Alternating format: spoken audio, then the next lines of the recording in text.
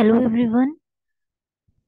Today in this video we are going to continue our previous topic, that is field of questions.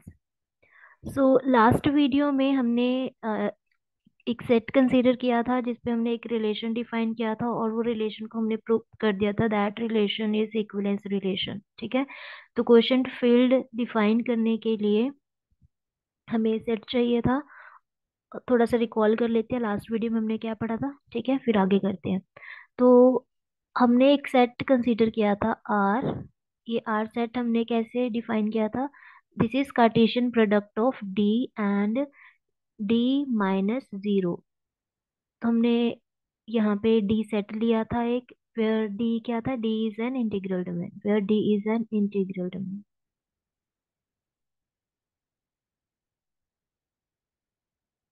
D यहाँ पे क्या है? Integral domain है और हमने डी से जीरो निकाल दिया, तो ये दोनों सेट का हमने कार्टेशियन प्रोडक्ट लिया, वो सेट को हमने नेम दिया था आर।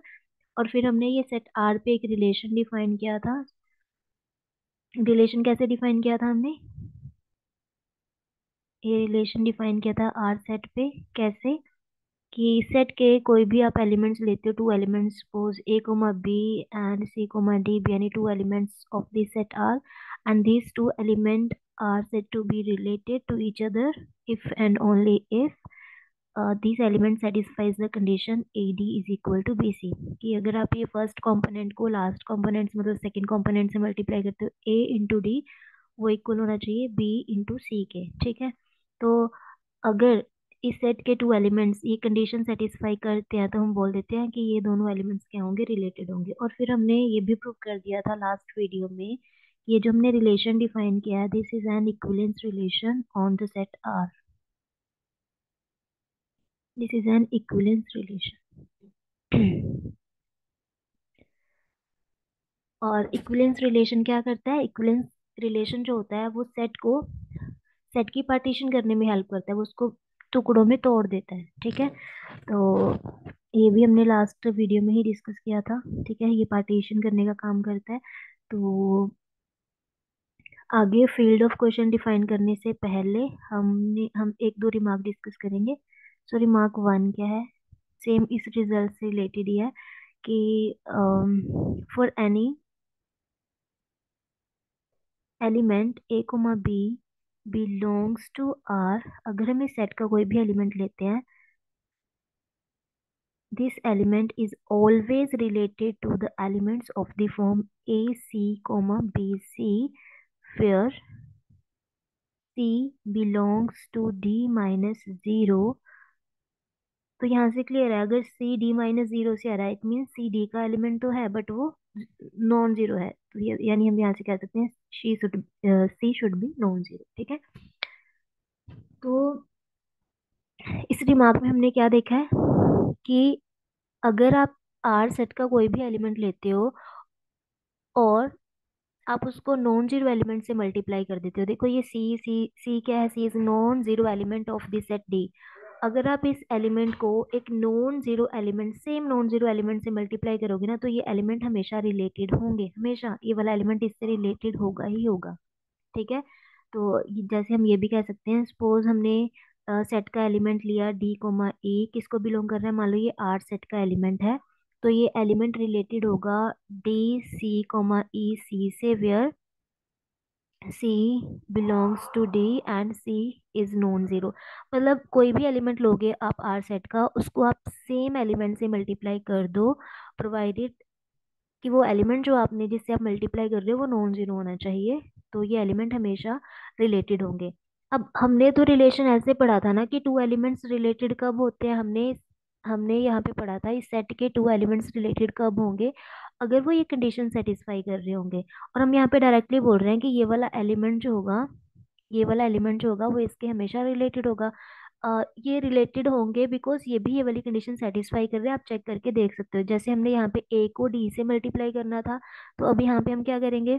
ये दोनों एलिमेंट्स कब रिलेटेड होंगे? अगर आप ये ए को मल्टीप्लाई करते हो बी सी से, तो यहाँ पे आ जाएगा ए इंटू बी सी। ये इक्वल होना चाहिए किसके? जब आप बी को ए सी से मल्टीप्लाई करोगे, ये इसके इक्वल होना चाहिए। ठीक है। और A B C and B A C में यहाँ पे कोई डिफरेंस नहीं है। इसका रीजन क्या है? क्योंकि ये ए बी एंड सी ये तीनों ही एलिमेंट्स किसको बिलोंग करते हैं? डी को बिलोंग करते हैं। और डी क्या है? इंटीग्रल डोमेन है। तो मैंने बताया था आपको, इंटीग्रल डोमेन जो होता है वो कॉम्यूटेटिव रिंग होता है पहले। ठीक है, तो कॉम्यूटेटिव रिंग, तो अगर ए बी सी जो है वो डी को बिलोंग कर रहे हैं एंड डी क्या है यहाँ पे? कॉम्यूटेटिव रिंग है। तो ये एलिमेंट कंप्यूट कर सकते हैं, यानी ए बी सी को आप क्या लिख सकते हो? इसको हम ये भी लिख सकते हैं, क्योंकि ये रिंग है तो एसोसिएटिव प्रॉपर्टी तो होल्ड करती है, इसको हम ऐसे लिख सकते हैं। सॉरी, एसोसिएटिव प्रॉपर्टी की हेल्प से हम इसको लिख सकते हैं ए बी इंटू सी, ऐसे लिखा जा सकता है। अब क्योंकि ये जो एलिमेंट्स हैं वो डी के हैं और डी कॉम्यूटेटिव रिंग है, तो ए बी को बी ए लिखा जा सकता है। ठीक है, again by applying associative property, तो ये क्या बन जाएगा? B A C. तो A B C and B A C में कोई डिफरेंस नहीं है, ये हमेशा इक्वल होंगे। तो हमने देखा, इसको जब आप ये लास्ट एलिमेंट से मल्टीप्लाई कर रहे हो और बी को जब आप इससे मल्टीप्लाई कर रहे हो, आंसर सेम आ रहा है। तो ये कंडीशन सेटिस्फाई कर रहे हैं ना ये वाले दोनों element, it means these two elements are related to each other. तो ये दोनों एलिमेंट भी आपस में रिलेटेड होंगे, बिकॉज ये दो एलिमेंट जो है वो ये कंडीशन सेटिस्फाई करेंगे। आप मल्टीप्लाई करके देख सकते हो। तो अब यहाँ से अपने माइंड में क्या रखना है, जब हम फील्ड ऑफ क्वेश्चन डिफाइन करेंगे, जब प्रूफ कर रहे होंगे, तो उसमें ये रिजल्ट हम डायरेक्टली यूज करेंगे कि अगर आपके पास ऐसा कोई भी एलिमेंट हो ए बी, ठीक है, वो हमेशा, अगर आप ए बी को किसी भी एक नॉन जीरो एलिमेंट से मल्टीप्लाई कर देते हो, डी का एलिमेंट होना चाहिए non zero element of D. ठीक है, मान लो आप किसी भी, मान लो ई ले लेते हैं, ई डी का एलिमेंट है और ये नॉन जीरो है, हमें पता है।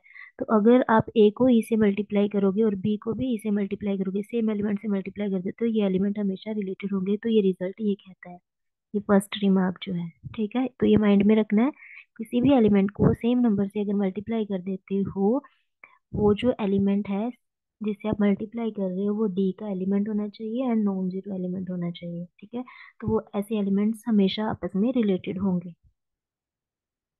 एंड सेकेंड रिमार्क है, 0,1 is always related to 0,c and 1,1 is always related to c, in particular, ठीक है, where where जो c है वो क्या होना चाहिए? c belongs to D minus zero, मतलब सी डी का ही एक नॉन जीरो एलिमेंट है।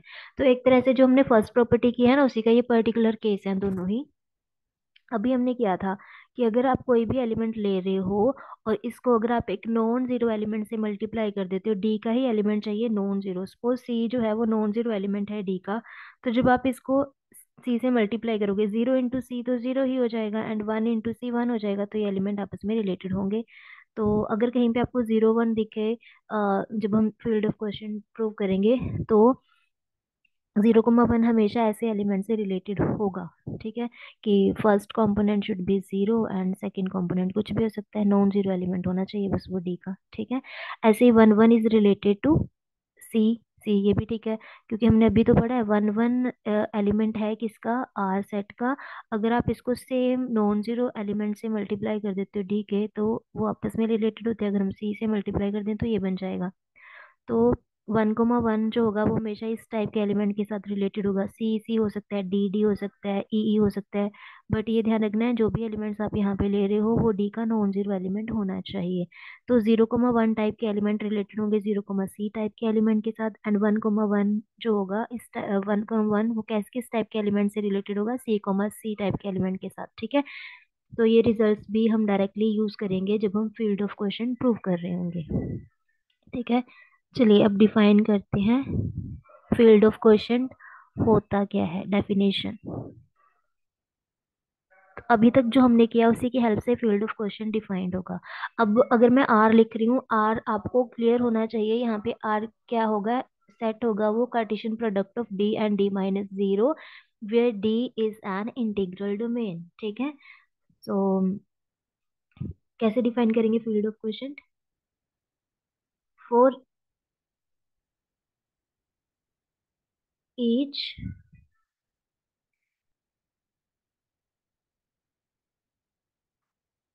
ए comma B belongs to the set R, we denote the equivalence class, we denote the equivalence class of this element AB under the relation कौन सा define किया था ये वाला, किस सेट पे, आर पे, on R by A comma B. मैंने आपको लास्ट वीडियो में बताया था कि ये हमारा जो सेट है आर, और इस पे जो हमने ये इक्विवेलेंस रिलेशन डिफाइन किया था, ये सेट को ब्रेक करने का काम करता है, पार्टीशन कर देता है। और ये जो पार्टीशन होती है इनको आप क्या बोल देते हो, इक्विवेलेंस क्लासेस बोलते हो। This is one equivalence class, this is second equivalence class.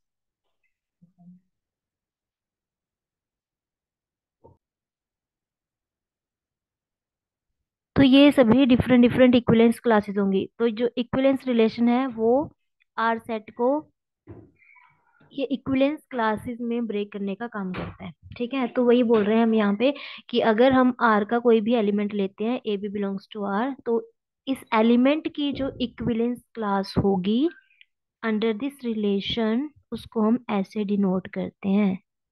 और मैंने ये भी बताया था, ये इक्विवेलेंस, मान लो ये यहाँ पे एलिमेंट पड़ा है ए कोमा बी, किसका एलिमेंट है ये, आर सेट का। तो ये ए बी की इक्विवेलेंस क्लास में वो वाले एलिमेंट्स आएंगे जो ए बी के साथ रिलेटेड होंगे। और जो जो एलिमेंट ए बी के साथ रिलेटेड होंगे, मतलब वो कंडीशन सेटिस्फाई करके आ रहे होंगे। कौन सी कंडीशन, ए बी के साथ सिर्फ वही एलिमेंट रिलेटेड होंगे। मान लो अगर सी कोमा डी से रिलेटेड है, तो A D is equal to B C के आना चाहिए। ठीक है, वो एलिमेंट जो इस टाइप की कंडीशन ए बी के साथ सेटिस्फाई करेंगे, वो एलिमेंट्स ए बी की इक्विवेलेंस क्लास में पड़े होंगे, यहाँ पे होंगे वो एलिमेंट।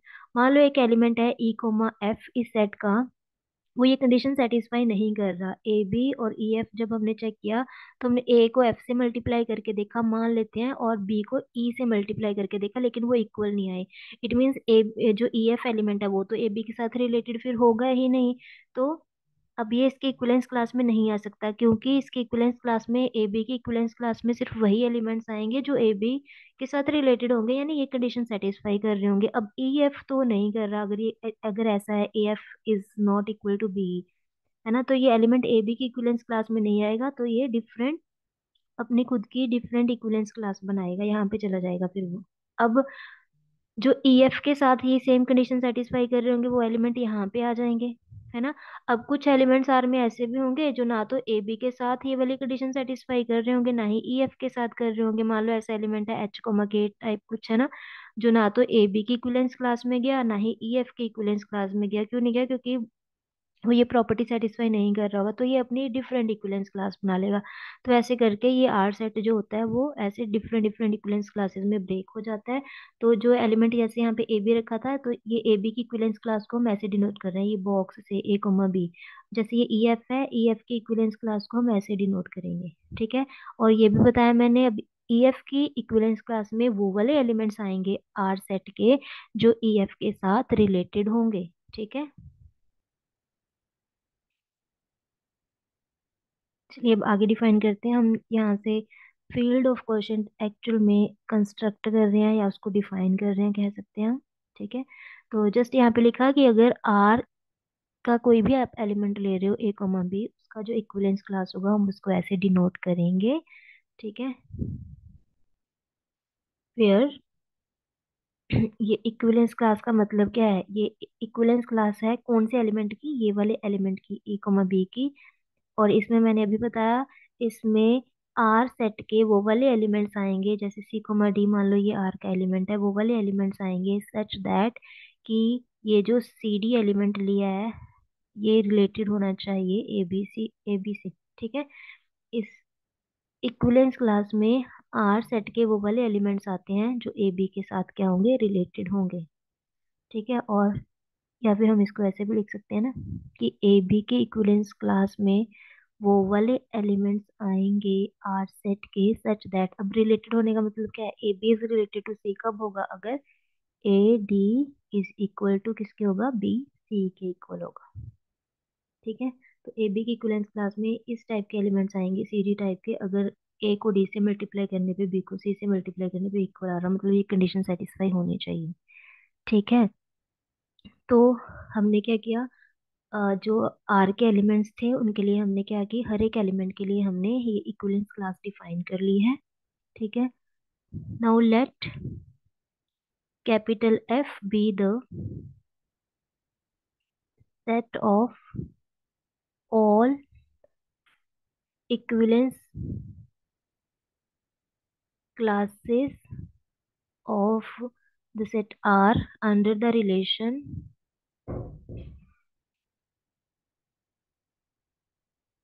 this। तो जो रिलेशन हमने डिफाइन किया था आर सेट पे, उसकी हेल्प से हमने क्या किया, वो आर सेट को डिफरेंट डिफरेंट इक्विवेलेंस क्लासेस में ब्रेक कर दिया। तो ये जितनी भी इक्विवेलेंस क्लास बन रही है इनकी हमने कलेक्शन कर ली, जितनी भी इक्विवेलेंस क्लासेस बन रही थी उनको कलेक्ट करके एक सेट में रख दिया एफ में। तो ये लिखा ना, let F be the set of all equivalence classes of this set R under the given relation. तो एक्चुअल में हमने एफ कैसे कंस्ट्रक्ट किया है, आर सेट पे हमने ये रिलेशन डिफाइन किया था, इस रिलेशन ने आर सेट को डिफरेंट डिफरेंट इक्विवेलेंस क्लासेस में ब्रेक कर दिया। तो एक्चुअल में हम एफ में रखकर क्या रहे हैं, एफ क्या है, F is the set of all equivalence classes. तो इसमें इक्विवेलेंस क्लासेस पड़ी है इस टाइप की। और ये एलिमेंट कहाँ से है, ये जो इक्विवेलेंस क्लास है वो ए बी एलिमेंट की है और ये ए बी एलिमेंट आर का है। ठीक है। तो आर सेट के एलिमेंट्स से जितनी भी इक्विवेलेंस क्लासेस बन सकती थी वो हमने एफ सेट में रख दी। F is the collection of या set of all equivalence classes of the elements of the set R. ठीक है, जितनी भी इक्विवेलेंस क्लासेस बन सकती थी। तो अब हम एफ सेट तक पहुंच चुके हैं, एफ में इक्विवेलेंस क्लासेस पढ़ी हैं। अब हम क्या करेंगे, ये एफ सेट पे हम टू बाइनरी ऑपरेशंस डिफाइन करेंगे and under that two binary operations ये जो एफ सेट होगा ना, ये फील्ड की सभी प्रॉपर्टी सेटिस्फाई कर देगा। ये फील्ड बनाता है, ये जो एफ सेट है ना, जो भी हम अभी टू बाइनरी ऑपरेशन डिफाइन करने वाले हैं सेट पे, उन दोनों ऑपरेशंस की हेल्प से ये जो एफ सेट हमने डिफाइन किया है ये क्या कर देता है, फील्ड बना देता है, फील्ड की हर प्रॉपर्टी सेटिस्फाई कर देता है। तो यहाँ से जो फील्ड बनती है ना उसको हम बोलते हैं फील्ड ऑफ क्वोशंट्स या फिर क्वोशंट फील्ड। ठीक है। तो अभी तक हमने एफ सेट डिफाइन किया। तो ये एफ सेट क्या था, F is the set of all equivalence classes. ठीक है। दिस इज जस्ट नोटेशन कि ये आर सेट था, आर सेट पे हमने क्या किया था, ये ऑपरेशन रिलेशन डिफाइन किया था। और जैसे ये रिलेशन डिफाइन किया, ये जो हमारा आर सेट था वो इक्विवेलेंस क्लासेस में ब्रेक हो चुका था और वो सभी इक्विवेलेंस क्लासेस हमने उठा के एफ सेट में रख दी हैं। और ये जो इक्विवेलेंस क्लासेस होंगी वो इसके एलिमेंट्स की हैं, आर जो हमने सेट डिफाइन किया था, cross product of D and D minus zero. इसके एलिमेंट्स की जितनी भी इक्विवेलेंस क्लासेस थी वो एफ में पड़ी हैं। नाउ डिफाइन, अब हम इस पे सेट पे टू बाइनरी ऑपरेशन डिफाइन करेंगे, एक एडिशन एंड एक मल्टीप्लिकेशन। तो डिफाइन अ बाइनरी रिलेशन। अब एफ के एलिमेंट्स पे हमने बाइनरी ऑपरेशन डिफाइन करना है। तो इसका एक एलिमेंट क्या होगा, एक इक्विवेलेंस क्लास होगी, second element second equivalence class होगी। मान लो हम इस एफ सेट के टू एलिमेंट्स ले रहे हैं, तो इसमें क्योंकि इक्विवेलेंस क्लासेस पड़ी हैं तो दो इक्विवेलेंस क्लासेस ले ली। जब हम इनको ऐड करेंगे, ये फर्स्ट ऑपरेशन बाइनरी ऑपरेशन हम डिफाइन कर रहे हैं एफ सेट पे। तो ये जो एडिशन है वो हमने कैसे डिफाइन किया है, कि बनेगा A D plus B C, ठीक है, कॉमा बी डी, ऐसे डिफाइन किया हमने एडिशन की। जब हम टू इक्विवेलेंस क्लासेस को ऐड कैसे करना है, ए को डी से मल्टीप्लाई करना है, बी को सी से मल्टीप्लाई करना है, ऐड करके लिख दो तो ये फर्स्ट कंपोनेंट आ जाएगा। एंड सेकंड में हमने बी एंड डी को सीधा मल्टीप्लाई करके लिखना है। तो एडिशन इस तरह से डिफाइन किया हमने एफ सेट पे। एंड मल्टीप्लिकेशन कैसे डिफाइन किया है, कि अगर हम एफ सेट के टू एलिमेंट्स लेते हैं यानी टू इक्विवेलेंस क्लासेस, तो ये मल्टीप्लिकेशन डिफाइंड हुई है कंपोनेंट वाइज। ए को सी से डायरेक्ट मल्टीप्लाई कर देना, बी को डी से मल्टीप्लाई कर देना। ठीक है। तो ये हमने टू ऑपरेशंस डिफाइन कर दिए, किस पे, एफ सेट पे, for all A comma B and C comma D belongs to F. तो यहाँ से इतना क्लियर है कि अगर आप एफ सेट के टू एलिमेंट्स लेते हो तो उनको ऐड आप कैसे करोगे, ऐसे ऐड करोगे। और जब आप इस सेट के टू एलिमेंट्स को मल्टीप्लाई करोगे, कैसे मल्टीप्लाई करना है, कंपोनेंट वाइज, फर्स्ट को फर्स्ट से एंड सेकंड को सेकंड से। ठीक है। सो हम यहाँ पे लिख सकते हैं under these two binary operations,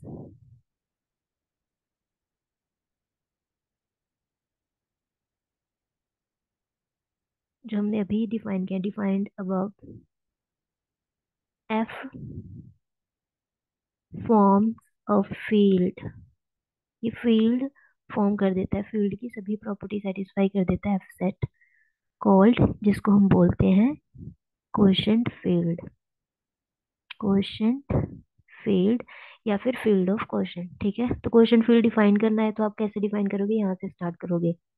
पहले हमने क्या किया, जो आर के एलिमेंट्स थे, है ना, उनकी इक्विवेलेंस क्लासेस डिफाइन कर दी कि अगर ए बी एलिमेंट है तो उसके इक्विवेलेंस क्लास हम बॉक्स ए बी से रिप्रेजेंट करेंगे। और इसके इक्विवेलेंस क्लास में किस टाइप के एलिमेंट्स आएंगे, ए बी के इक्विवेलेंस क्लास में वो वाले एलिमेंट्स आएंगे आर सेट के जो ए बी के साथ रिलेटेड होंगे। और फिर हमने क्या किया, आर सेट की जितनी भी पार्टीशन हो सकती है, जितनी भी वो डिफरेंट डिफरेंट इक्विवेलेंस क्लासेस बन रही थी, उन सबकी कलेक्शन ले ली, उसको हमने एफ सेट में रखा। और फिर ये एफ सेट पे हमने टू बाइनरी ऑपरेशंस डिफाइन कर दिए हैं, and under this two binary operation ये जो एफ सेट हमने डिफाइन किया था, ये फील्ड फॉर्म करता है, और इसी फील्ड को हम बोलते हैं फील्ड ऑफ क्वोशंट या फिर क्वोशंट फील्ड। ओके। तो ध्यान से एक बार ओवरव्यू देख लेते हैं कि कैसे कैसे हमने फील्ड ऑफ क्वोशंट कंस्ट्रक्ट किया है। क्या था हमारे पास, सबसे पहले एक इंटीग्रल डोमेन था डी, है ना, डी था हमारे पास इंटीग्रल डोमेन। फिर हमने क्या किया था, इसका कार्टेशियन प्रोडक्ट लिया था डी से जीरो निकाल के, और ये जो सेट है हमने इसको दिया था नेम आर। ठीक है। और फिर हमने क्या किया था, ये आर सेट पे ये रिलेशन डिफाइन कर दिया था। ठीक है। और ये रिलेशन कैसा था कि अगर आप आर के टू एलिमेंट्स लेते हो, suppose A B and C D are set के एलिमेंट्स हैं, तो ये दोनों एलिमेंट आपस में रिलेटेड होंगे by this relation if and only if A D is equal to B C. अगर इसके ये एलिमेंट्स ये कंडीशन सेटिस्फाई कर रहे हैं तो हमने बोला था कि ये एलिमेंट आपस में रिलेटेड होंगे। और फिर हमने प्रूव कर दिया था ये जो रिलेशन हमने डिफाइन किया है आर सेट पे, this is an equivalence relation. ठीक है। अब इक्विवेलेंस रिलेशन क्या करता है, जिस सेट पे हमने रिलेशन डिफाइन किया होता है उसको डिफरेंट डिफरेंट इक्विवेलेंस क्लासेस में ब्रेक करने का काम करता है। तो मान लो ये ए बी की इक्विवेलेंस क्लास है, ये सी डी की इक्विवेलेंस क्लास है, ये एलिमेंट ई एफ की इक्विवेलेंस क्लास है, मान लो यहाँ पे डिफरेंट डिफरेंट एलिमेंट्स हैं ये। ठीक है। तो ये इक्विवेलेंस क्लासेस में ब्रेक कर देता है। तो हमने क्या किया, फिर हमने एक सेट कंस्ट्रक्ट किया एफ। इस सेट में हमने क्या रखा, ये जो आर सेट था, यहाँ से जितनी भी इक्विवेलेंस क्लासेस बन रही थी आर के एलिमेंट्स की, वो हमने यहाँ पे रख दी, डिफरेंट डिफरेंट इक्विवेलेंस क्लासेस। ठीक है। और फिर हमने एफ पे टू बाइनरी ऑपरेशन डिफाइन किया है, एक प्लस एंड एक मल्टीप्लिकेशन, एडिशन एंड मल्टीप्लिकेशन, जो कि हमने यहाँ पे डिफाइन किया है।